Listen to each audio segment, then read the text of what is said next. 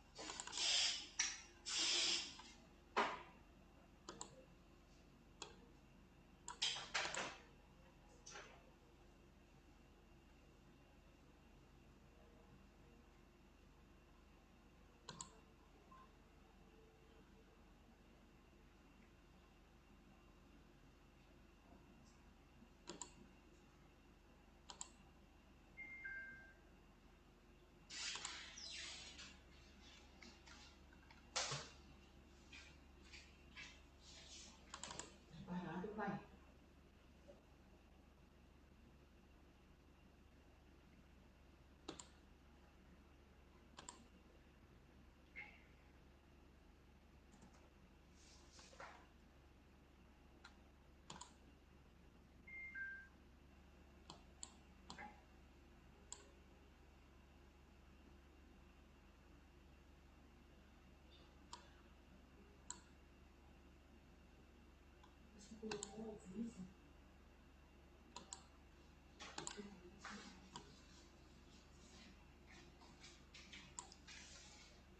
Bom dia, gente.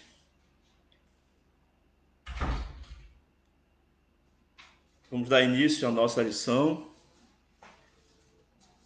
Vamos estar estudando hoje, né? Continuando a nossa revista Atos dos Apóstolos, 30 anos que mudaram o mundo. E nós estamos já estudando a parte dos personagens, né, que aparecem no livro de Atos. Claro que o principal deles é o Espírito Santo, que já estamos estudando. Ele que, quando foi derramado, né, foi derramado no dia do Pentecostes, e com a perseguição, a igreja se espalhou para todo canto que havia, como nós cantamos na canção, né? E aí temos alguns personagens importantes nesta propagação do evangelho. Já estudamos Estevão, professor Eliézer, hoje vamos estudar sobre Filipe, e ainda temos Paulo e Pedro pela frente aí nas próximas lições. Hoje é a lição número 7, Filipe, o evangelista. Essa lição foi escrita pelo pastor Evaldo Alencar de Lima. Vamos refletir um pouco sobre esta lição, mas antes vamos orar. Nosso Pai do céu, agradecemos ao Senhor pelo dia de hoje, pelo belo domingo de sol. Agradecemos porque o Senhor, como diz a palavra, todos os dias renova as suas misericórdias para conosco. Ó Pai, dá-nos um domingo de aprendizado, de reflexão, especialmente sobre esta lição de Filipe, que o Senhor fale aos nossos corações, ó Pai. Prepara-nos para este dia, não somente agora, como à noite também, que sejamos bastante edificados pelo Senhor naquilo que o Senhor já preparou para cada um de nós nesta noite. Nós oramos em nome de Jesus. Amém. Bem, gente, então o nosso texto básico hoje é o capítulo 8 do livro de Atos, que estamos estudando. Mas antes de entrarmos na lição propriamente dita, eu queria falar um pouquinho sobre Filipe. Na verdade, o Novo Testamento ele apresenta 4 personagens diferentes com esse nome, Filipe. 2 desses personagens estão ligados a Herodes o Grande, né? Herodes o Grande. E aí nós temos alguns textos, mas eu não vou passar para você, mas tem texto em Marcos 6,17, Lucas 3,1, depois vocês podem verificar isso em casa, tá bom? Então, dois desses personagens são ligados a Herodes o Grande e os outros dois são ligados à igreja do primeiro século, como alguns chamam de igreja primitiva, né? Lá onde a igreja iniciou. Um era o Filipe apóstolo e o outro, Filipe o evangelista. Há uma distinção entre os dois aí, embora muita gente não faça, mas há uma distinção entre esses dois Filipes. Uma diferença bem clara, inclusive, né, entre o Filipe apóstolo e o Filipe evangelista. Alguns acabam confundindo os dois e aí juntam numa mesma história, tá? Mas são completamente diferentes esses personagens. Filipe, o apóstolo, dentre outros episódios, ele aparece claramente, eu citei só dois aqui, ele aparece em João, capítulo 6, versículo 5, no episódio da multiplicação de pães e peixes, quando Jesus mesmo perguntou para Filipe como é que eles iriam alimentar toda aquela multidão, né? Diz o texto que a multidão era mais de 5 mil pessoas, porque cerca de 5 mil eram só de homens, fora as mulheres e as crianças. Então tinha muita gente. Aí Jesus pergunta, mas Filipe, como é que nós vamos alimentar esse povo todo aqui? E Filipe vai responder para ele, não lhes bastariam 200 denários de pão para receber cada um seu pedaço. Olha, Senhor, tem que ser muito dinheiro para comprar isso tudo aqui, é muita gente, né? Então, esse é o Filipe apóstolo. E também em João, capítulo 14, versículo de 6 a 9, eu vou ler esse trecho para vocês aqui. É o texto em que Jesus está se despedindo já dos seus discípulos, né? Já no final do seu ministério, já está aí próximo à chamada Via Crucis, a sua morte, e ele se despede aqui, diz o texto que ele conforta os seus discípulos, mas eu vou ler a partir do versículo 6, quando Jesus primeiro ele começa a dizer, olha, não se turbe o vosso coração, creis em Deus, creis também em mim. No versículo 6 ele diz, quando Tomé diz assim, pergunta para ele, Senhor, não sabemos para onde vais, como saber o caminho? Versículo 6, respondeu-lhe Jesus, eu sou o caminho e a verdade e a vida. Ninguém vem ao Pai senão por mim.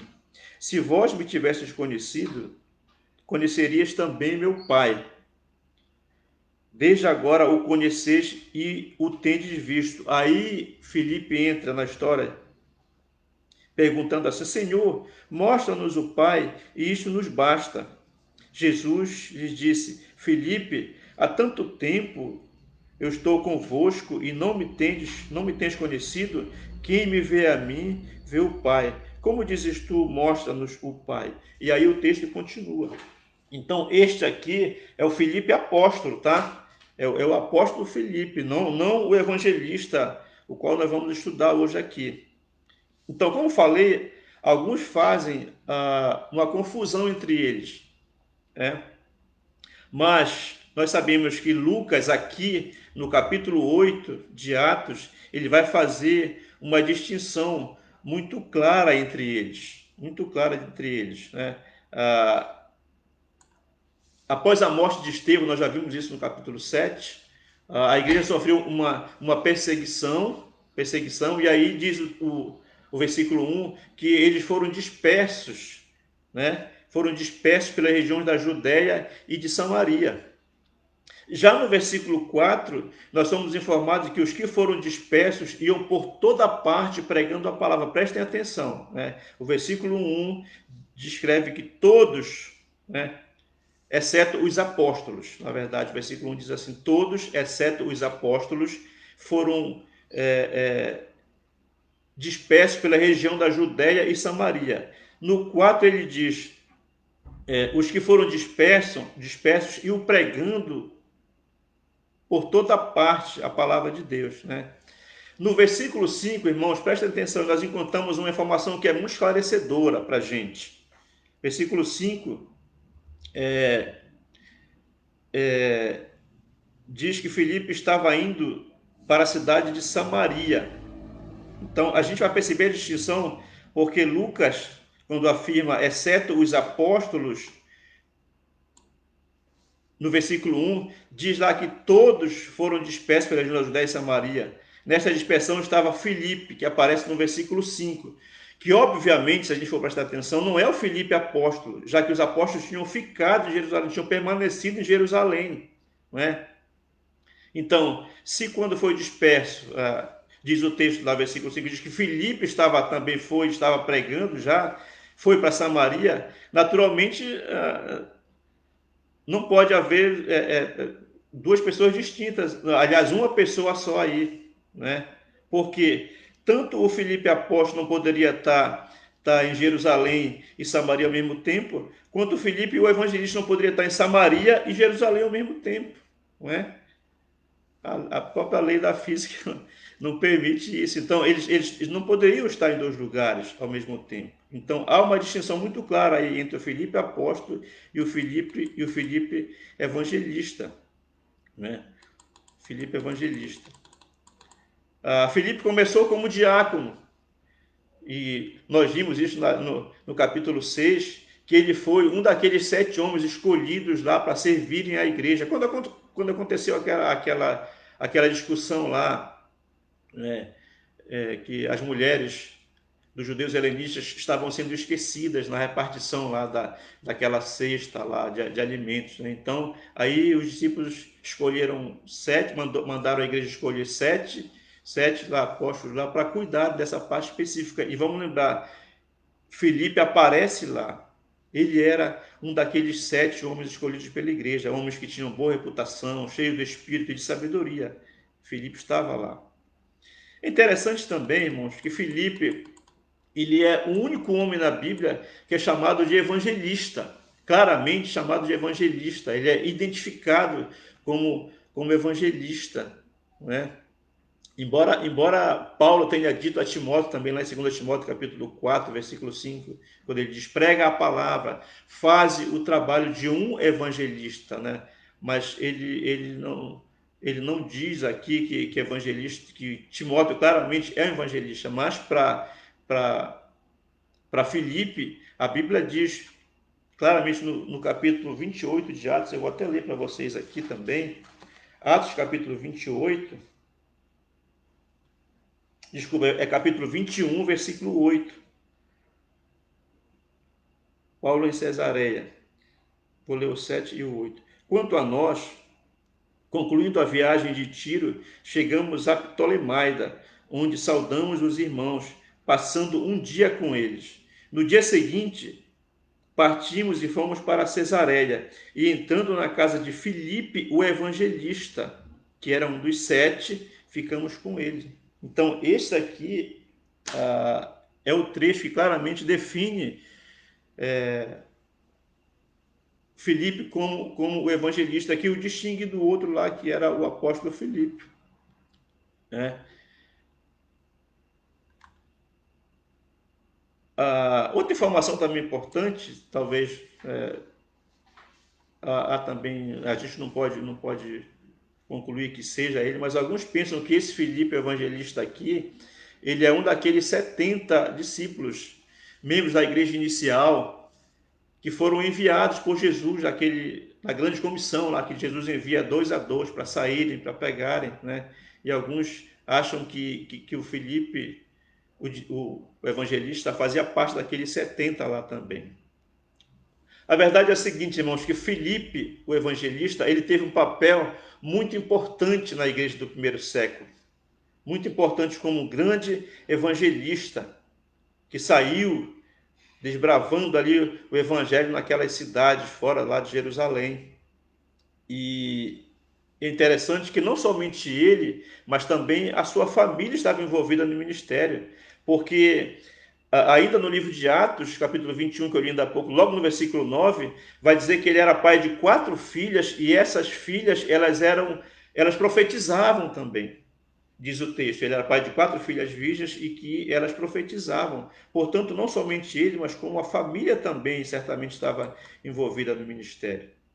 Tá? E aí nós vamos começar na nossa revista, propriamente dita aí, a lição, página 36, Filipe evangeliza a cidade de Samaria, né? Ele vai entrar na cidade de Samaria. E aí o pastor Evaldo, ele nos dá assim, uma pincelada no contexto histórico, quando ele diz que nós devemos compreender esses bastidores, que vai nos ajudar a entender a lição de hoje, né? Ele dá uma pincelada lá. E como nós sabemos, Samaria era uma cidade importante de Israel, né? quando ocorreu a divisão, aquele racha lá entre as 12 tribos de Israel, nós sabemos que 10 tribos ficaram no reino do norte, e lá Samaria se tornou a capital desse reino, o reino do norte, né? E as outras duas no reino do sul, tendo Jerusalém como sua capital. Os samaritanos, né, claro, aqueles que habitavam em Samaria, eram um povo mestiço, né? Porque eles se misturaram com os povos pagãos. Se misturaram com os povos pagãos.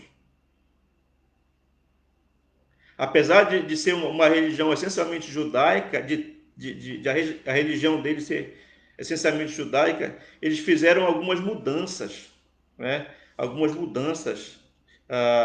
E nós sabemos também que a associação com os samaritanos era evitada pelos judeus, né? Nós temos ouvido e visto isso, né? Aí em mensagens pregadas por muitos pregadores. Eles não se davam bem. Quando a Síria tomou Samaria, no início do século 8, o rei assírio deportou muitos israelitas para outras terras de seu império. Mas ao mesmo tempo em que ele deportou essas pessoas, ele também importou pessoas de outros povos subjugados pela Síria para viver em Samaria.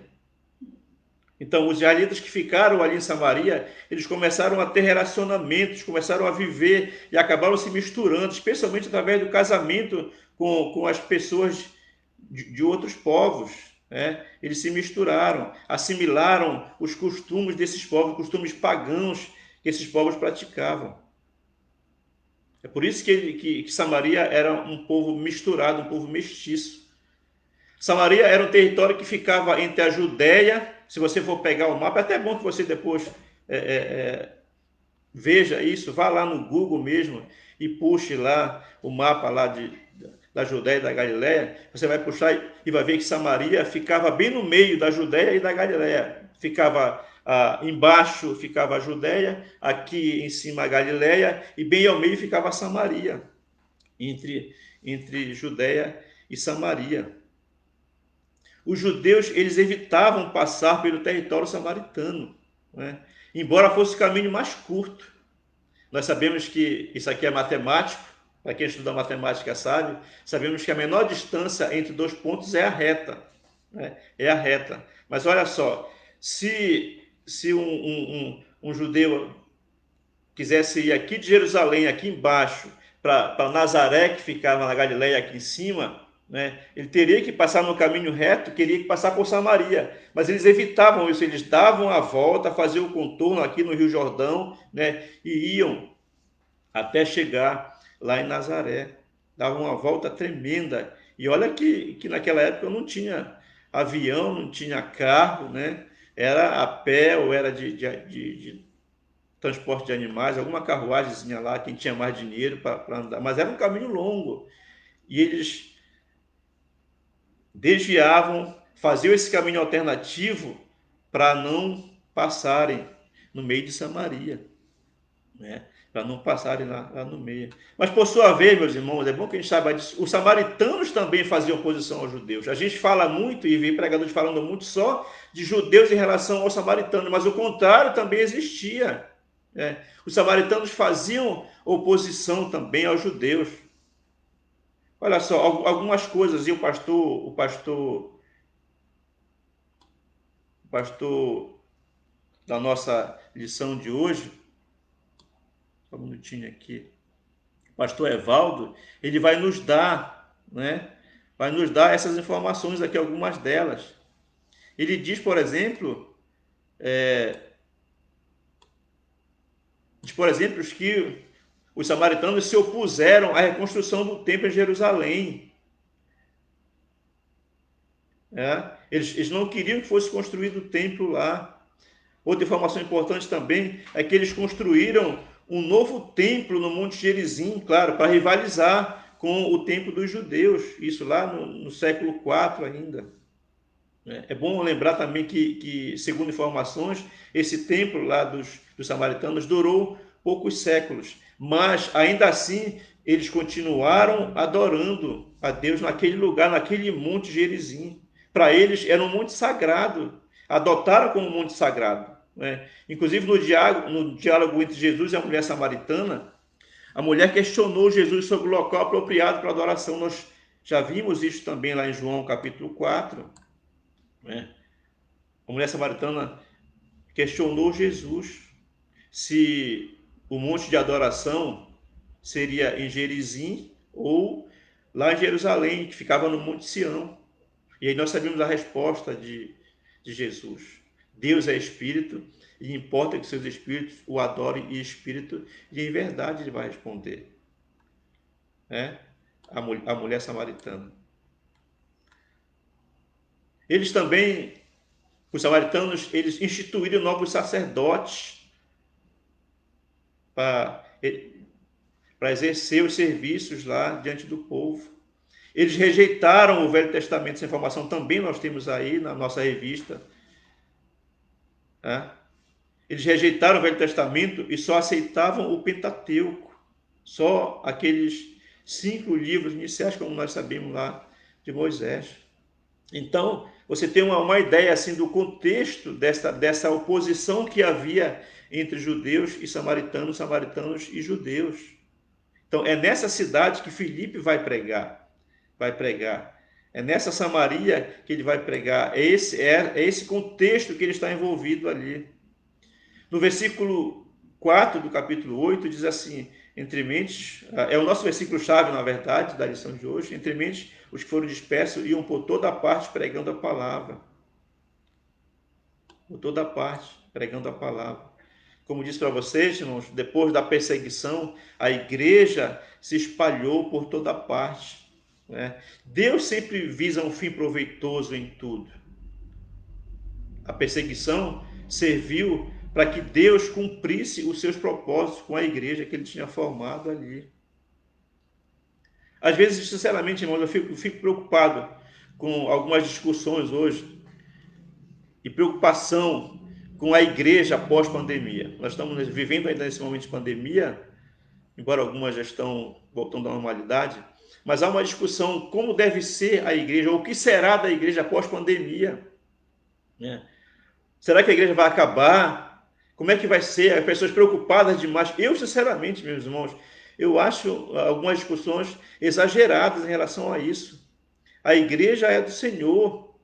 A igreja é do Senhor. E ele mesmo já disse que as portas do inferno não prevalecerão contra a igreja. Por mais que autoridades tentem fazer alguma coisa para querer calar a igreja, para querer até acabar com a igreja, não vão conseguir. O próprio Jesus disse: não temais os que matam o corpo e não podem matar a alma. Não podem matar a alma.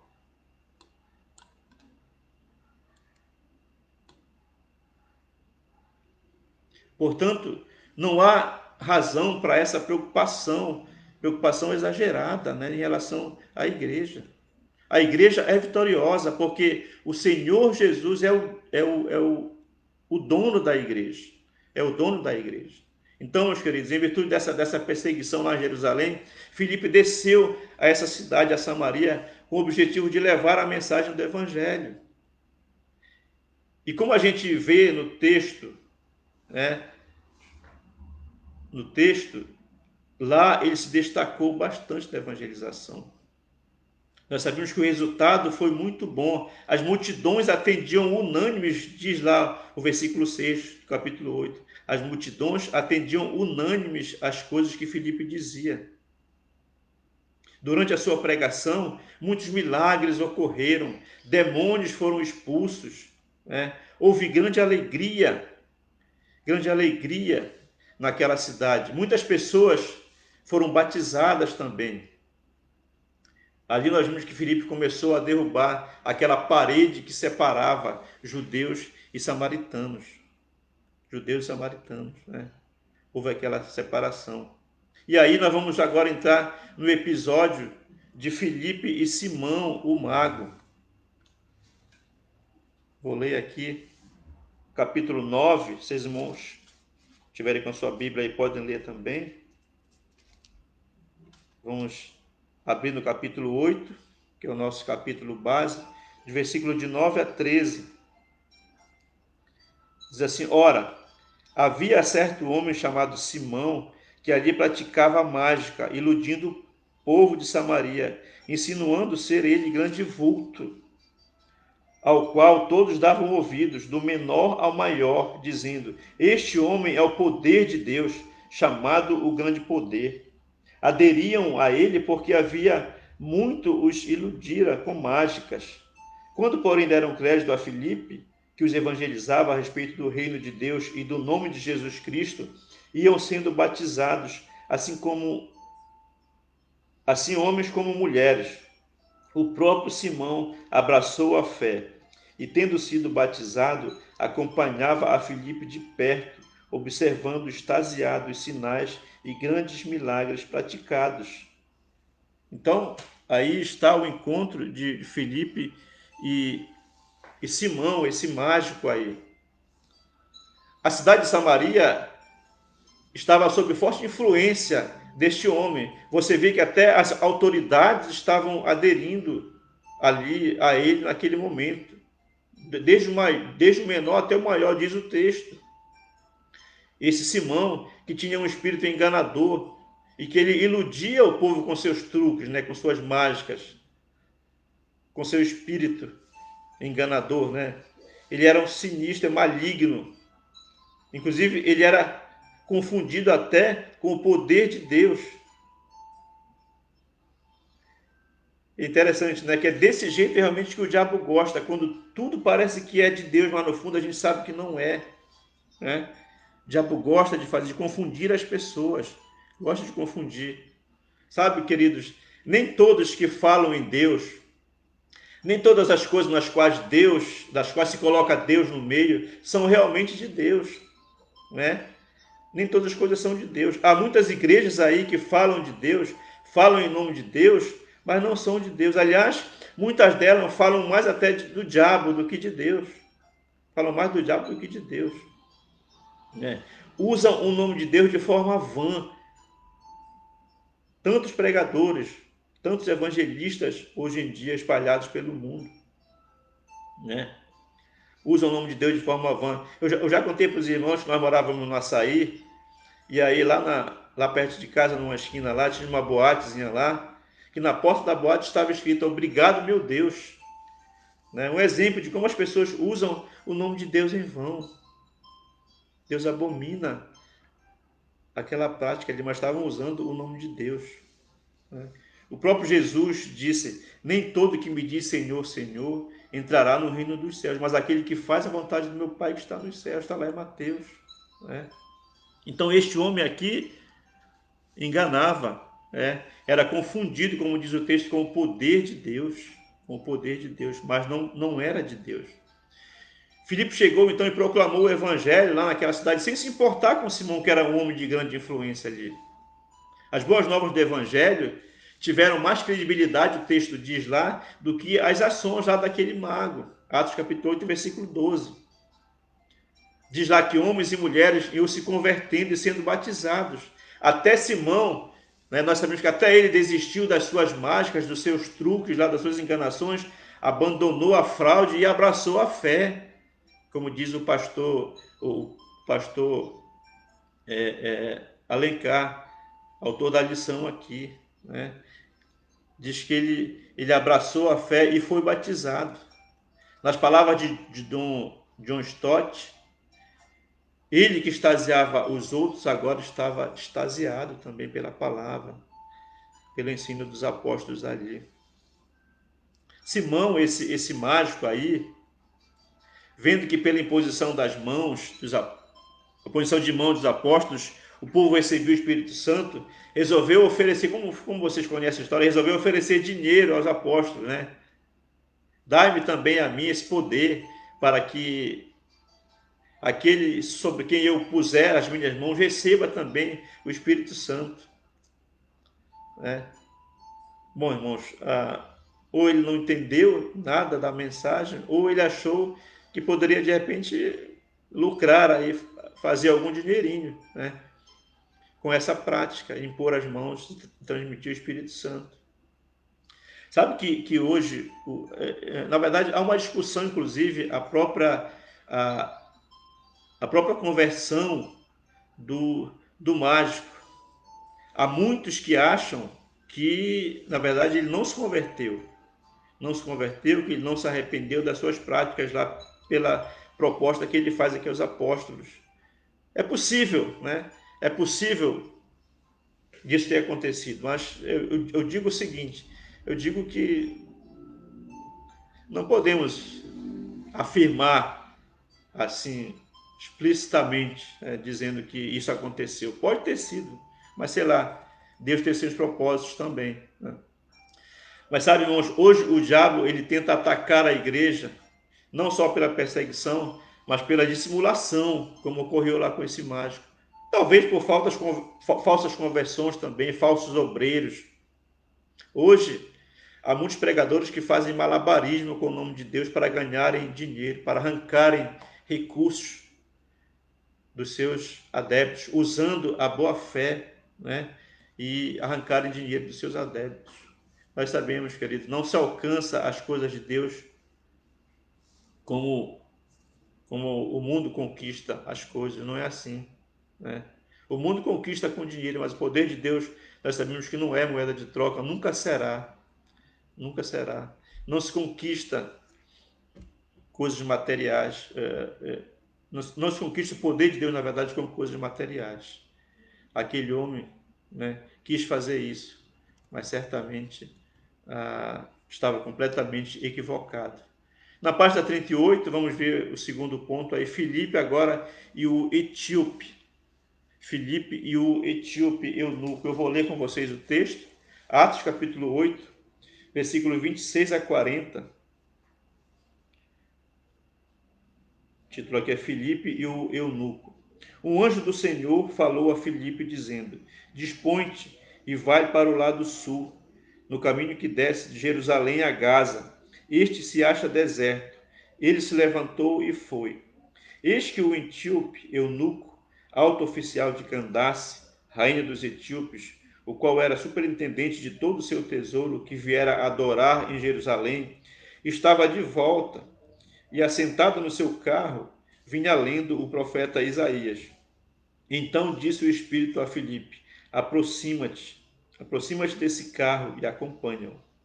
Correndo Filipe, ouvindo-o ler o profeta Isaías, perguntou: Compreendes o que vens lendo? Ele respondeu: Como poderei entender se alguém não me explicar?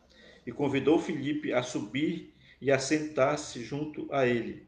Ora, a passagem da escritura que estava lendo era esta: Foi levado como ovelha ao matadouro, e como um cordeiro mudo perante o seu tosqueador, assim ele não abriu a sua boca. Na sua humilhação lhe negaram justiça. Quem lhe poderá descrever a geração? Porque da terra a sua vida é tirada. Então o eunuco disse a Filipe: Peço-te que me expliques a quem se refere o profeta. Fala de si mesmo ou de algum outro? Então Filipe explicou, e começando por esta passagem da Escritura, anunciou-lhe a Jesus. Seguindo eles caminho fora, chegando a certo lugar onde havia água, disse o eunuco: Eis aqui a água, que impede que seja eu batizado? Filipe respondeu: É lícito se crer de todo o coração. E respondendo ele disse: Creio que Jesus Cristo é o Filho de Deus. Então mandou parar o carro, ambos desceram a água. Filipe batizou o eunuco. Quando saíram da água, o Espírito do Senhor arrebatou a Filipe, não o vendo mais o eunuco, e este seguindo seu caminho cheio de júbilo.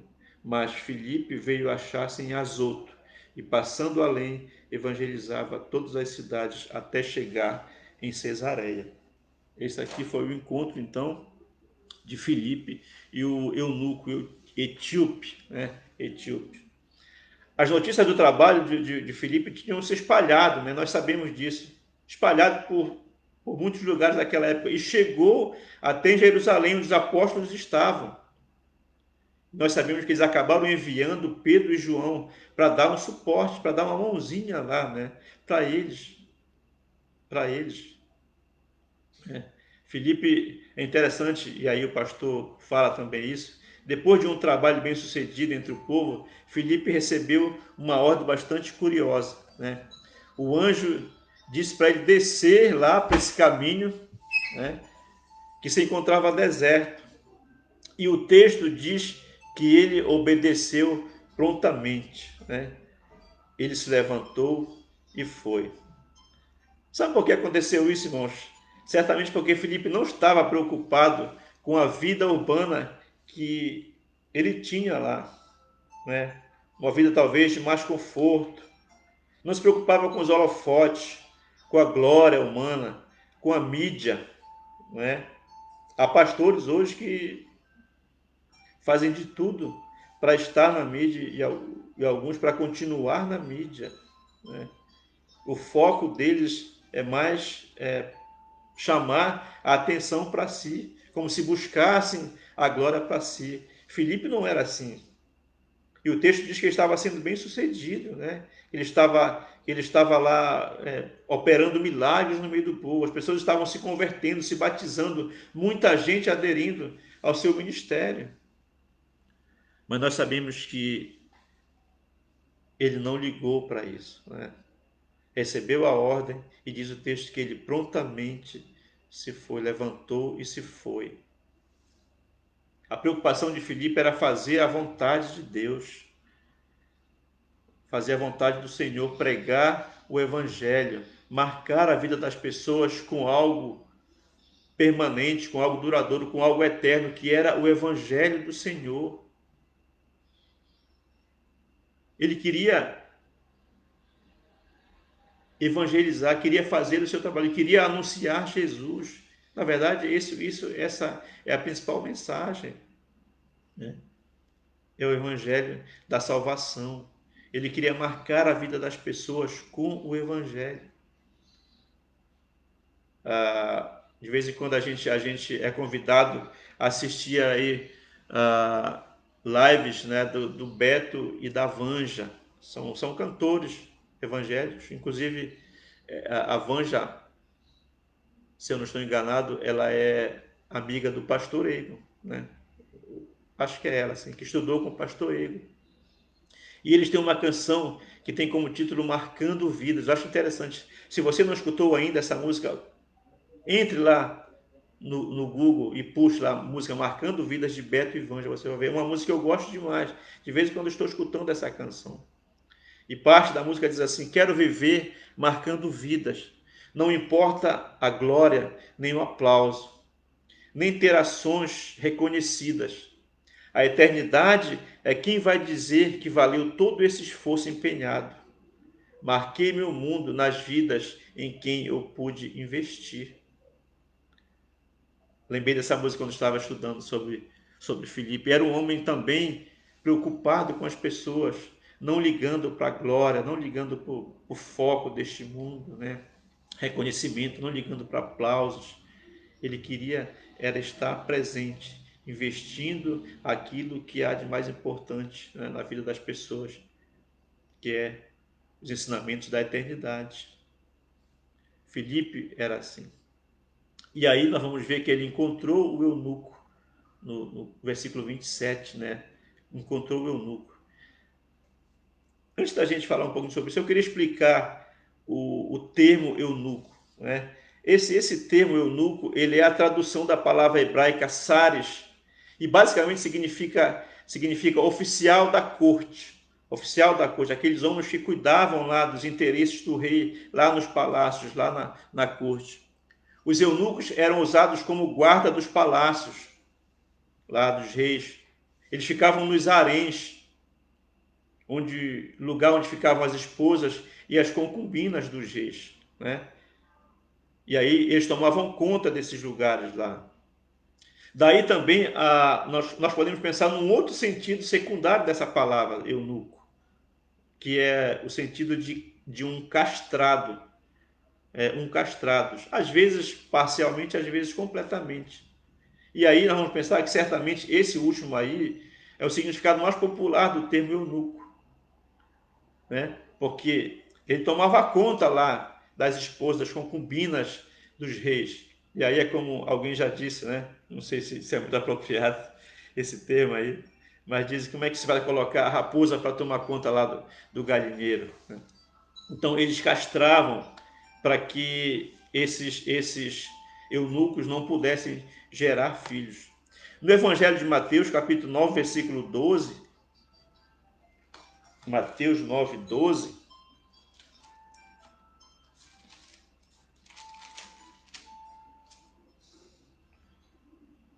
diz assim: mas Jesus, ouvindo, disse: os sãos não precisam dos médicos. Aliás, não, desculpa, não é esse texto aqui, não. É 19, 12, tá? Me enganei aqui. Mateus 19, 12. Ele diz assim, quando ele fala da questão do divórcio, ele diz: porque há eunucos de nascença, há outros a quem os homens fizeram tais, e há outros que a si mesmos se fizeram eunucos por causa do reino dos céus. Quem é apto para o admitir, admita. Então, Jesus, ele destacou aqui, ele menciona 3 classes de eunucos. Os que já nascem eunucos, né? Sabe, por exemplo, que muitos homossexuais, eles costumam apoiar as suas práticas nesse versículo aí, nesse versículo. Eles costumam dizer que Jesus está falando aqui de alguém que nasce gay, né? De alguém que nasce gay. Então, Jesus disse: olha, alguns já nascem eunucos, já nascem eunucos. Dizem que se referem aos homossexuais.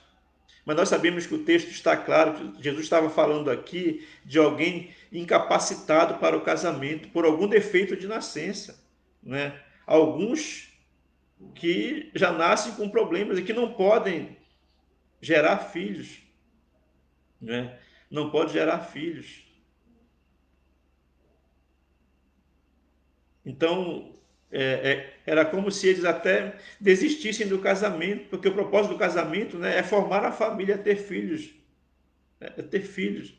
Então, alguns nascem já com esse defeito de não poderem gerar. Portanto, se dizer que Jesus apoia a prática homossexual, aí, como nós sabemos, é retirar o texto do seu contexto. Na verdade, é uma forçação de barra. Eu diria até mais ainda, é uma blasfêmia até dizer isso, porque o próprio Jesus, o próprio Deus condena essa prática. Em Romanos capítulo 1, Deus condena essa prática, né? Diz lá que eles mudaram a verdade de Deus em mentira. E aí Deus os entregou às paixões infames. Diz lá o texto, porque até as mulheres mudaram o modo natural de suas relações íntimas por outro contrário à natureza. A mesma coisa os homens também. Deus condenou, Deus condena essa parte. Jamais é verdade dizer que Jesus apoia, dizer que esse versículo aí, né, Jesus está apoiando essa prática homossexual. Não, ele está falando desses eunucos que já nascem sem poder ter a capacidade de gerar filhos. Jesus fala também daqueles eunucos que são feitos por mãos, né, que são tornados eunucos pelas mãos humanas. Era muito comum na antiguidade que os homens fossem castrados, porque, como falei, eles tinham que cuidar dos haréns, né? Talvez por outros motivos também. O pastor aí nos dá 2 textos que a gente pode ler depois. 2 Reis 20, 18 e Esté, capítulo 2, 14. Capítulo 2, 14. Né? Então, eram também alguém capazes de... Aliás, eles eram tornados incapacitados para gerar filhos. Eles eram castrados. E também nós vimos sobre os eunucos espirituais. Como Jesus disse, a si mesmos se fizeram eunucos. Nesse terceiro grupo aí, nós vamos ver que o sentido é figurado. O sentido é figurado. Refere-se a todo aquele que voluntariamente, aquele que espontaneamente desistiu da aspiração de se casar, de construir uma família, né, para cuidar das coisas de Deus, para cuidar do reino de Deus. Muitos fazem assim, muitos decidem viver solteiros.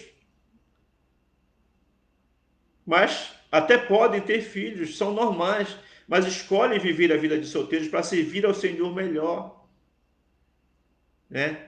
Para que estejam, digamos assim, à vontade para exercer a obra missionária. E aí muitos escolhem o celibato para se dedicar exclusivamente à obra, ao reino de Deus. Então, esse terceiro grupo aí, os eunucos espirituais, são esses que assim mesmo se fizeram eunucos, né? Ah, esse eunuco aqui da história certamente era um homem muito religioso. Diz que ele tinha vindo de Jerusalém. Ele viajou centenas, né, de quilômetros, talvez, através de montanhas, inclusive, para adorar lá em Jerusalém. Então, ele era religioso. Mas, apesar de ter adorado na mais solene cerimônia judaica, né, do ano, lá, nós sabemos que o seu coração era vazio, estava sem paz. Estava sem paz, né? O pastor também nos dá informações aqui de que ele era destaque no cenário político da Etiópia. Ele era o tesoureiro, ele era o ministro das finanças do rei.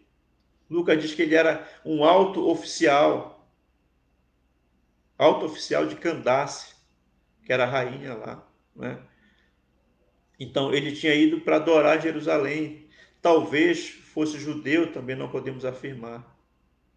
Mas o seu desejo de conhecer a Escritura é muito bem realçado aí pelo fato dele ter ler, de ler, estar lendo as Escrituras naquele momento ali. E o Espírito Santo sabia, porque Deus conhece todas as coisas, sabia do desejo do coração do eunuco. Por isso ele enviou Filipe, ele falou: Filipe, olha, vai e te aproxima dessa carruagem aí.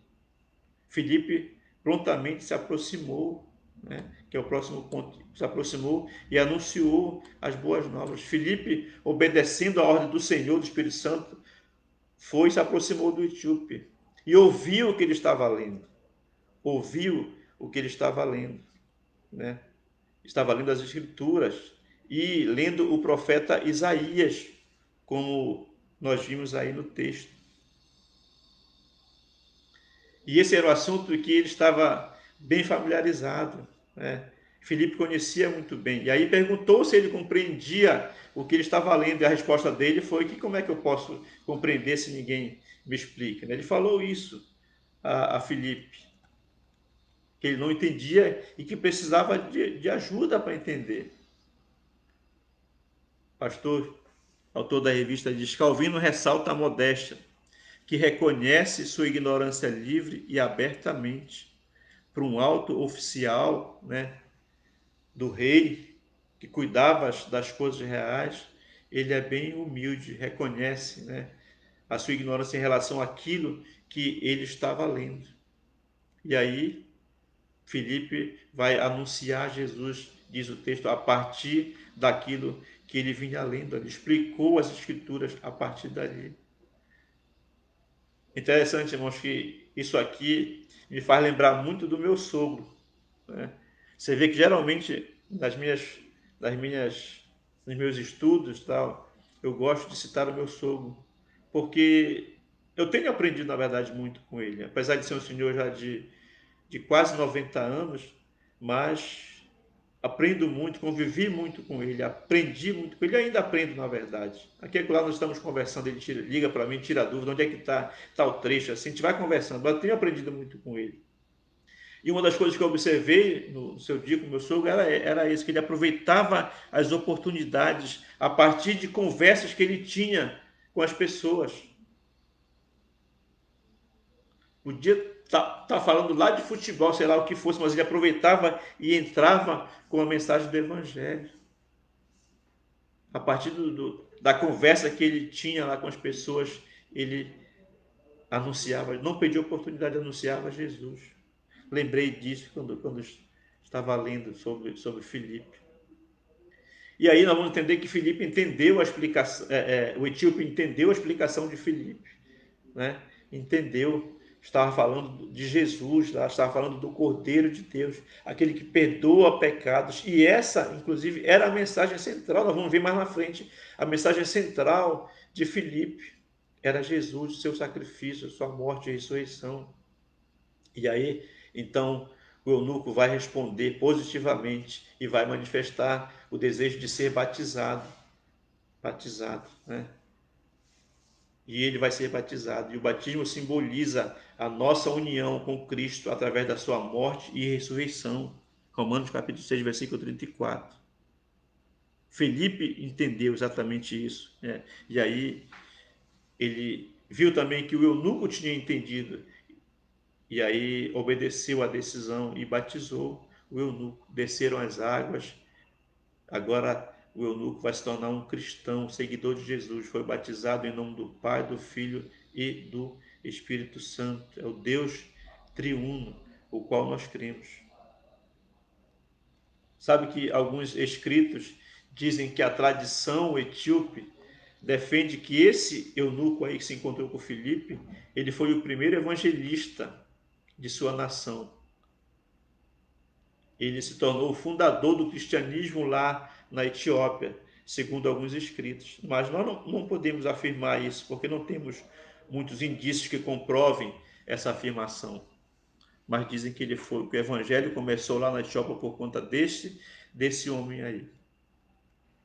E aí, nós sabemos que Filipe ele foi retirado da presença do etíope. Foi retirado, né?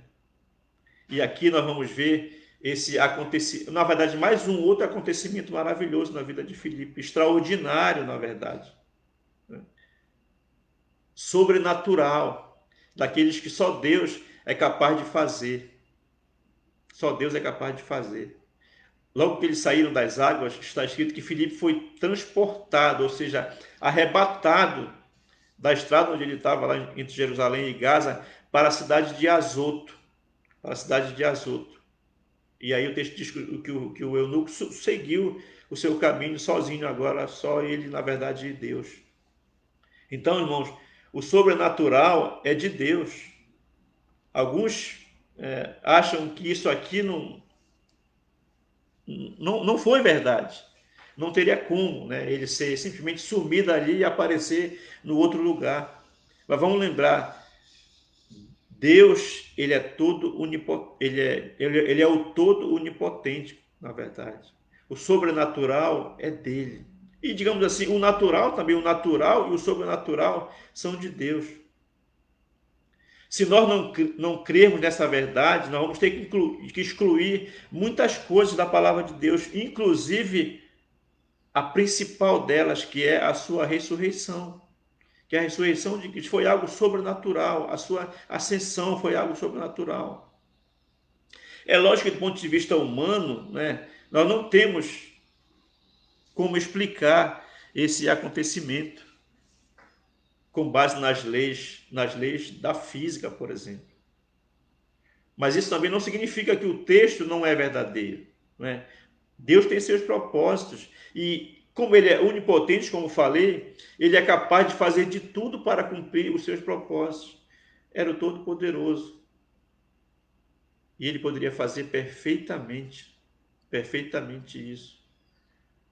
O próprio Jesus, nós lemos que depois da ressurreição, com o corpo glorificado já, ele ultrapassava paredes, né? Ultrapassava paredes. Deus é capaz de fazer aquilo que ele quiser. Como falei, o sobrenatural é do Senhor. E ele, para cumprir o seu propósito ali, ele transportou Filipe daquele lugar.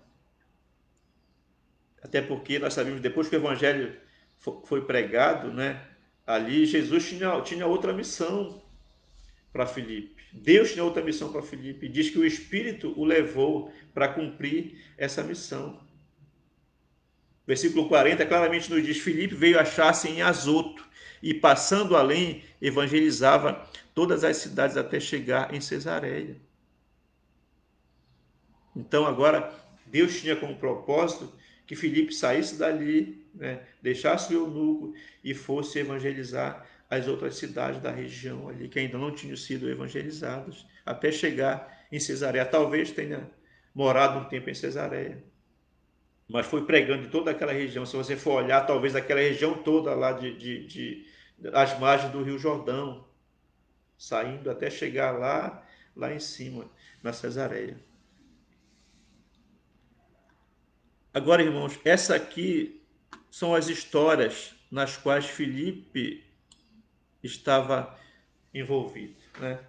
Mas eu não queria terminar essa lição sem, sem refletir um pouco sobre alguns princípios que nós podemos aprender com a vida de Filipe, o evangelista, né? São coisas importantes que podemos aprender sobre ele. Ponto número 1, ele era um homem comprometido com a igreja local.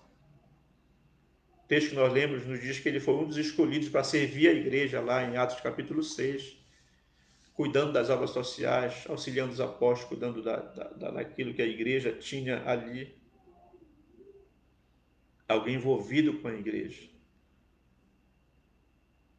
Hoje parece que nós vemos a necessidade de muita gente se envolver com o trabalho em alguma área. A igreja precisa, a igreja necessita de atuação dos seus membros. Hoje talvez nem tanto, estamos numa situação muito atípica, mas quando a igreja está desenvolvendo o seu papel em situação normal, há muitos ministérios, há muitos trabalhos que as pessoas precisam se envolver. Há alguns que estão sendo sobrecarregados porque há outros que estão ociosos, né? Não se envolvem nos trabalhos da igreja. Aliás, alguns não se envolvem e ainda falam, às vezes, daqueles que se envolvem ou dos trabalhos que estão sendo feitos. Não podemos ser apenas ouvintes. Tiago nos diz isso, né? Tornar-vos, pois, praticantes da palavra e não somente ouvintes. Alguns que só querem receber da igreja, não querem dar nada, só querem receber da igreja, né? Pastor é que faz tudo na igreja, porque os irmãos não se envolvem. Graças a Deus que nós temos aí alguns ministérios em que muitos irmãos estão envolvidos. Isso é bom. Para aqueles que estão aí sem se envolver em ministério nenhum, é bom procurar uma área para que você se envolva. Deus quer você envolvido no ministério. Filipe era assim, era um homem comprometido com a sua igreja, comprometido com a sua igreja. Sabe que hoje em dia tem crescido o número dos desigrejados, né? Aqueles que acham que pode viver bem a sua vida cristã sem estar em igreja nenhuma. Para mim, isso é um lerdo engano, irmãos. Não dá para viver a vida cristã sem a comunhão com a igreja, sem envolvimento com a igreja. Hebreus 10, 25 diz isso, né? Hebreus 10, 25. Precisamos nos congregar, precisamos nos congregar, precisamos nos envolver com a igreja, precisamos aliviar a carga de outros irmãos que às vezes estão sobrecarregados, aliviar a carga do pastor e, acima de tudo, né, fazer a vontade de Deus. Deus nos dá os dons, nós vimos isso no capítulo 6, para que eles sejam usados na igreja para edificar a igreja. Seja o mais simples trabalho lá que o irmão ou a irmã faz, certamente é um trabalho que ajuda na edificação da igreja. Então, Filipe era um homem comprometido. Podemos aprender isso com ele, né? Podemos buscar isso também, uma maior comunhão com a igreja, um maior envolvimento com a igreja. O outro princípio interessante que podemos aprender com Filipe é que ele era um homem de boa reputação, cheio do espírito e de sabedoria. Era um homem de caráter ilibado, guiado pelo Espírito Santo. Diz que ele não agia segundo a sua própria vontade. Antes, ele seguia a direção do Espírito. Infelizmente, irmãos, hoje muitos que se intitulam evangelistas, aí, pastores, servem apenas como escândalo para o evangelho, com uma conduta de vida completamente imoral, reprovada, repreensível, né? Condenados, inclusive, pela justiça. Há muitos aí. Se você for olhar a bancada evangélica, por exemplo, lá no Senado, lá no Congresso, Senado e a Câmara dos Deputados, quantos chamados pastores ou evangélicos envolvidos em condenações, em ações aí da Polícia Federal, pessoas que estão escandalizando o evangelho com uma vida imoral, reprovada. Filipe era um homem de boa reputação, de boa fama, reconhecido pelas pessoas, né? Mas Deus tem nos chamado para termos uma vida irrepreensível, de bom testemunho público. Mas eu diria até muito mais que isso, porque a reputação apenas o homem vê, mas ele era um homem cheio do Espírito Santo, ou seja, um homem que manifestava o fruto do Espírito, daqueles aspectos do Espírito Santo lá. E isso aqui, queridos, Deus vê. Não somente o homem, mas Deus vê. Deus olha, Deus sonda o coração. Como sabemos, o homem vê o exterior, né? O homem vê o exterior, o aparente. Isso diz respeito à reputação, mas Deus vê o interior, o seu coração, ele esquadrinha o coração. Isso tem a ver com integridade. Integridade, vida íntegra diante do Senhor. Podemos aprender isso com Filipe também. Terceiro ponto, Filipe centrava a sua mensagem em Cristo. Em Cristo. Nós sabemos que, muito embora o seu ministério tenha sido marcado assim por sinais, por milagres, muita gente se batizando, né, aceitando a Jesus, mas a mensagem central era cristocêntrica, era centrada no Evangelho de Jesus. O mais importante para ele era o Cristo ressuscitado.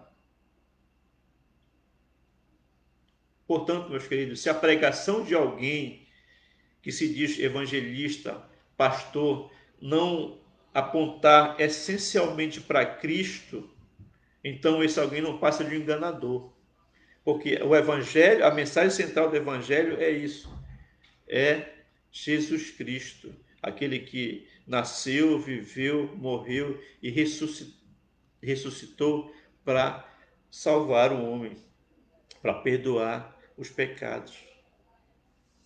Hoje nós sabemos que muitos pregadores estão mais preocupados em pregar bens, prosperidade, autoajuda, restituição e um monte de coisas aí, um monte de sonhos, na verdade, né? Do que pregar sobre o perdão de pecados, sobre arrependimento, sobre a justificação.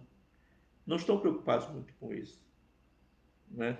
Eu até contei a história para os irmãos já, acho que foi, não sei se foi aqui mesmo, uma dessas lições, ou foi na igreja, que eu li uma história que o pastor Nicodemos diz, né, que aconteceu aí numa dessas igrejas neopentecostais, que aquele momento lá em que as pessoas fazem a fila lá para contar a bênção. Aí chegou numa irmãzinha lá que disse: pastor, estou muito feliz, estou muito contente porque eu encontrei Jesus, eu aceitei Jesus e agora eu tenho certeza que eu estou salva, sabe? E começou a contar, falar sobre isso. E o pastor disse: tá, irmã, agora conte a bênção, né? Então, para você ver que esses pastores, esses pregadores mais preocupados com essas questões materiais.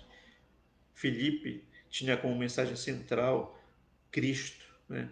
A salvação que ele proporciona aos pecadores, o perdão de pecados, arrependimento, justificação.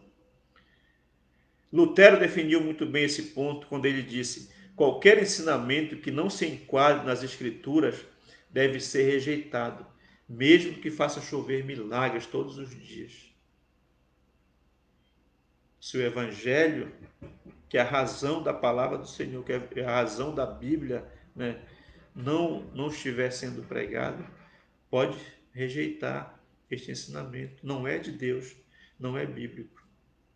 Cristo deve ser a nossa principal mensagem. Devemos aprender isso também com Filipe. Ponto número 4, outro princípio que nós aprendemos com ele na lição de hoje, é que ele era um homem que tinha paixão pelas almas. A grande satisfação dele era o pecador salvo, o pecador regenerado. Esse talvez para ele fosse o maior milagre, né? Por isso que ele pregava as boas novas de salvação. E conforme a soberania de Deus, as pessoas eram regeneradas pelo Espírito Santo. E aí ele batizava. Batizava. Precisamos ter esse mesmo ardor, esse mesmo fervor.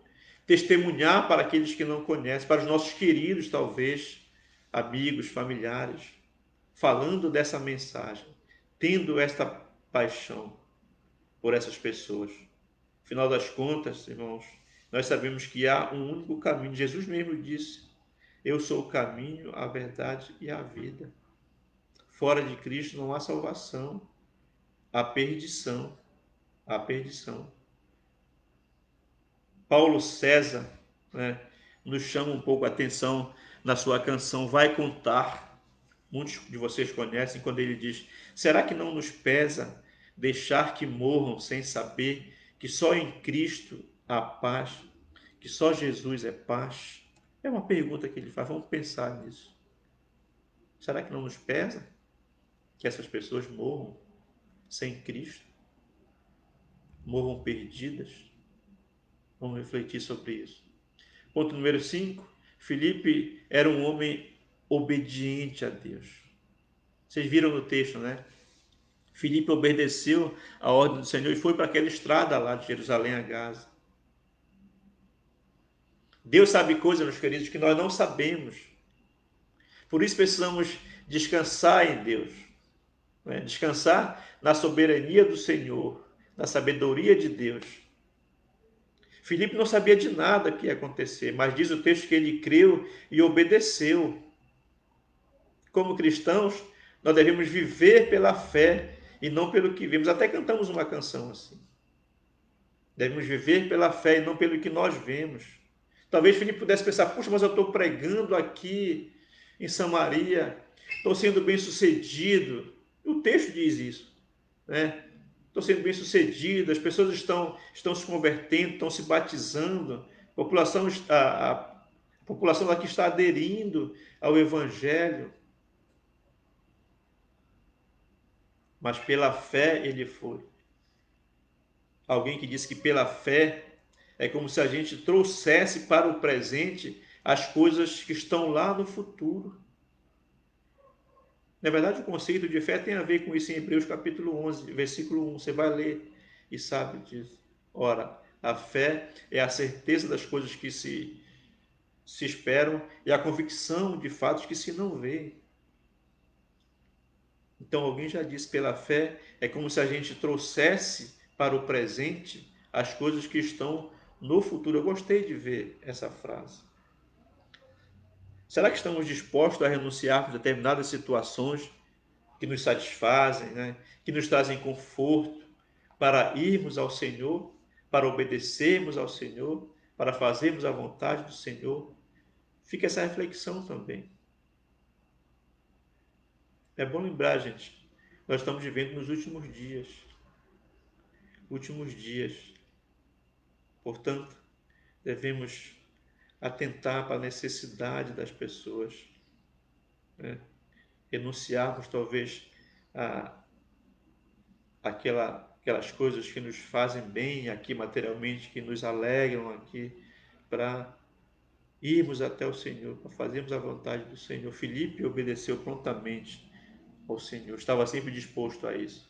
E um último princípio, claro, talvez pudéssemos tirar outros, também não estou esgotando aqui, mas é que ele era um homem que conhecia as Escrituras. Filipe conhecia as Escrituras. Filipe encontrou o eunuco lá, né, que lia Isaías, como vocês viram, mas ele não entendia daquilo que estava lendo.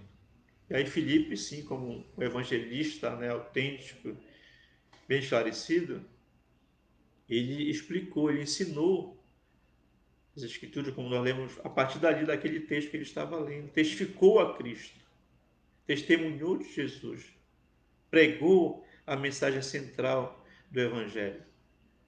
Nós só vamos conhecer as Escrituras se nós a lermos.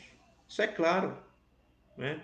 Se nós a lermos. O próprio apóstolo Pedro diz que devemos estar preparados para aqueles que pedirem razão da esperança que há em nós. Da esperança que há em nós.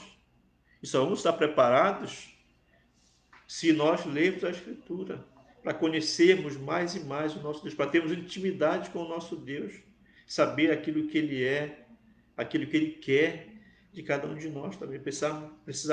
Precisamos ler as Escrituras. Para entendermos, né?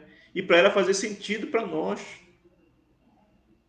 Na verdade, a palavra de Deus tem que fazer sentido primeiramente para nós, né? Para nós, se não fizer, não adianta nada. Deuteronômio capítulo 6, versículo 6,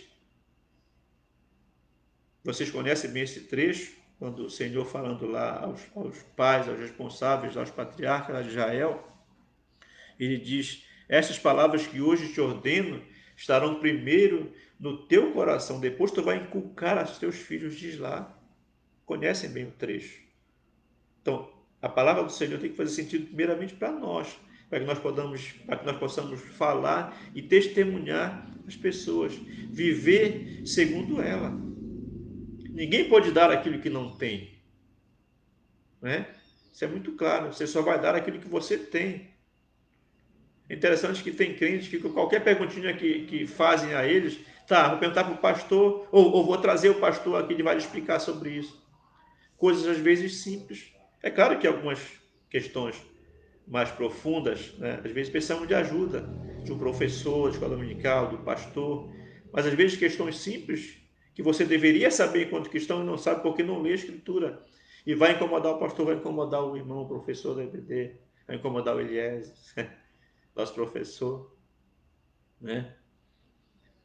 Então, você só pode dar aquilo que você tem. Então, a palavra do Senhor tem que ser lida para que faça sentido na sua vida primeiro, para que você possa levar às outras pessoas. Filipe era um homem que conhecia as Escrituras, certamente porque ele lia, né? Porque ele lia. Já são 10h43, já estou concluindo já. Então, meus queridos, nós vimos pouco sobre Filipe, o evangelista na palavra de Deus, mas nas poucas vezes que nós temos lido sobre ele, claramente, nitidamente, nós vamos poder perceber o quanto Filipe trabalhava em prol da pregação do evangelho. É uma história pequena, mas de grandes ensinamentos para todos nós. De grandes ensinamentos para todos nós. Assim como outras histórias também curtas, mas que nos ensinam bastante. Filipe é uma dessas histórias. Pouco nós lemos e vemos sobre ele nas Escrituras, mas nos ensina muito. Nos ensina muito. Que possamos ter aprendido realmente com Filipe. Quando estava lendo sobre Filipe Evangelista, me veio à mente um grande evangelista do século XX, que foi Billy Graham, né? Um americano. Ele morreu em 2018, me parece com 100 anos, se não estou enganado. Mas um homem que teve a sua vida marcada pelo evangelismo, pelas grandes cruzadas evangelísticas, especialmente nos Estados Unidos, né? Grandes cruzadas. E eu achei um texto aqui interessante, eu queria encerrar com esse texto, assim, até fazendo uma espécie de paralelo com Filipe, na verdade, que foi também um grande evangelista, né? Billy Graham nos inspirou também em muitas coisas. É um texto que tem como título Foco no chamado evangelístico. Diz assim: durante 70 anos de ministério, sua mensagem nunca mudou. Deus amou tanto o mundo que deu seu filho. Essa também era a mensagem, né, de Filipe. Este foi o tema singular, Cristo crucificado. Essa era a palavra de ordem de Billy Graham. Seu apelo a seus ouvintes para colocar sua fé em Cristo nunca vacilou. Billy Graham poderia tomar qualquer texto ou qualquer assunto e relacioná-lo com o Evangelho, né? Ele era muito parecido com Filipe, quando Filipe viu o etíope lendo Isaías, começando com a mesma escritura, pregou Jesus a ele, que nós lemos em Atos 8:35. Billy Graham fez o mesmo. Quando a América sofreu depois dos atentados terroristas, naquele lá 11 de setembro de 2001, que faziam as Torres Gêmeas, né, faziam parte lá do complexo do World Trade Center, a clara apresentação do Evangelho do Senhor Billy Graham no Serviço Nacional de Oração permitiu que a mensagem do amor de Deus em Cristo fosse ouvida por muito mais pessoas, incluindo terroristas mais radicais, né? Então, muitas pessoas ouviram através das mensagens de Billy Graham, como nunca havia ocorrido na história. Ele pregou. Billy Graham nunca fez marketing de si mesmo ou se promoveu e não se considerava uma celebridade. Na verdade, ele sempre se referia a si mesmo como um simples garoto da fazenda da Carolina do Norte. Billy Graham viveu uma vida de simplicidade. Ele tinha uma casa modesta, um modesto salário e vivia uma vida modesta, apesar de seu significado e fama, diz o texto, né? Um grande evangelista, preocupado com a mensagem do Evangelho, preocupado em testemunhar o Senhor Jesus. Billy Graham, né? Podemos fazer esse paralelo com a vida de Filipe, o evangelista. Deus nos abençoe. Vamos orar. Pai Santo, louvo ao Senhor pela vida deste teu servo, Filipe, o evangelista. Como vimos, Senhor, embora não tendo muitas informações sobre ele, mas tivemos muitos ensinamentos pelas poucas coisas que lemos. Obrigado pela vida desse teu servo. Pai, faz-nos esse teu servo nos inspirar a testemunharmos do Senhor, a renunciarmos a glória, o foco, os aplausos deste mundo, Senhor, para marcarmos a vida das pessoas com a tua palavra, com o evangelho, com a salvação. Abençoa a todos esses que ouviram agora, que estiveram conosco nessa live, para que possamos refletir sobre isso, Senhor, o nosso papel aqui neste mundo, para que o Senhor tem nos chamado verdadeiramente. Nos abençoa para que possamos ser despertados a renunciarmos tantas coisas vãs, fúteis, passageiros que tomam conta do nosso tempo aqui neste mundo, Senhor, e olharmos as coisas do Senhor e cuidarmos das coisas do Senhor. Nós oramos agradecidos no nome santo de Jesus. Amém. Ok, gente. Obrigado. Obrigado pela atenção de vocês. Que o Senhor esteja nos dando uma boa semana. E já vamos estar aguardando vocês no próximo domingo com a próxima lição. Deus nos abençoe e nos dê uma boa semana.